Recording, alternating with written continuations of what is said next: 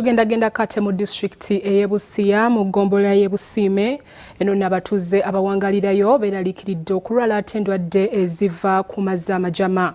Bano bagamba nti amazzi ge balina bagagabana n'ebisolo ate nga batambula kilomita ezisukkamu 3 okutuuka we bagajja nga kino nno kiviiriddeko obutabanguko mu maka okweyongera olw'abakyala okulwa ku nzizi.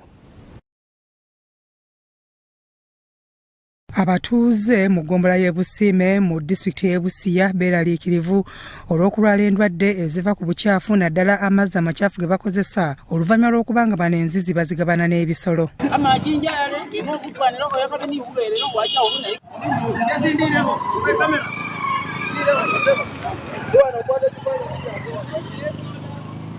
Abatuuze abasinze okufuna obuzibu be b'oku kyalo Nambegere, Mudindi, Rwala A, Rwala B nga byonna biri mu ggombolola emu ey'Ebusime.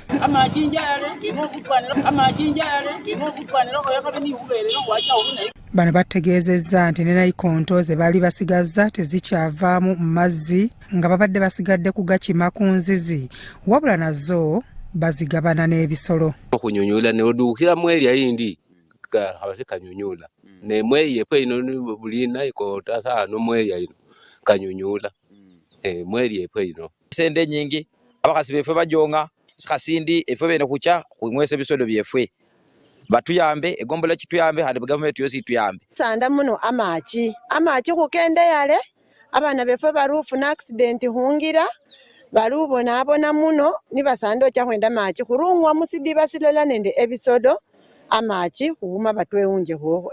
Ssentebwa esooka mu kitundu eky'Ennambegere Laika Helen ategeezezza nti ebbula ly'amazzi lyongedde obutabanguko bwa maka mu kitundu kye.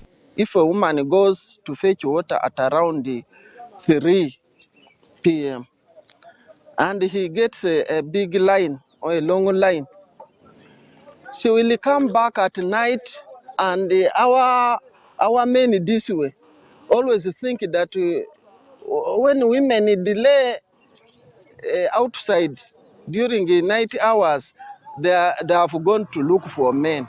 Ye meeya wa Mudindi Trading Center Mukanga Stephen ayogedde ku mbeera abatuuze be gye bawangaaliramu n'enzizi ezeesudde ebyalo ng'abatuuze batambula kilomita 3 okufuna ku tuzzi ate nga abagatunda bagaseera. Going to fetch water is a very big problem. So people use motorcycles to go and fetch water. Now, if that person was using a motorcycle to go and fetch water, brings water here, he has to calculate the price. That's why a jerrycan is at 500. And when it becomes worse, it goes up to the extent of reaching 600-700. Now, to a lay person who may not access even 100, water is life. So that kind of challenge, it's also affecting the people within this community. Abakulembeze abalala nabo boogedde we bati ku bbula ly'amazzi mu kitundu kyabwe. Okusika amazzi okuva eri balyoke basembere kumpi bwe batyo nga bajja. Kati saba abantu bange babeere bagumikiriza tukole wamu nga bwe tuli tulabe ng'ekyabwe kibatuukako naye ebya gavumenti bitambula mpola. Kusa emyaka 5 ulisidomolo kyokka kulubonaabona kuleka mutifaanane kaso kuli munezi mu Uganda. Lakini kuli munezi kuli ano mu Uganda, lakini kulubona abona kulwa amachi muno.